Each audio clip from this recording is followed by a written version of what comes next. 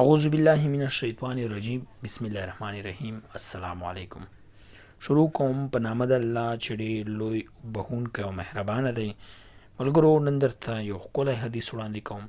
رسول الله صلی الله علیه وسلم فرمایلی دی چې د قیامت په ورځ به ماته نږدې خلک د شفاعت لپاره هغه وي چې فرمایي زیات درود ویلی وي.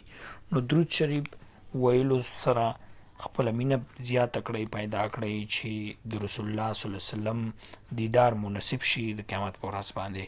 یو ښکلی او په زړه پورې یو بل حدیث شریف تاسو ته وړاندې کومه. رسول الله صلی الله علیه وسلم فرمایلی دی چې د جنت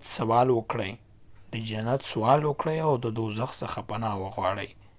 صحیح ابن حزیمه کې دغه روایت چې کوم دی درج شوی دی.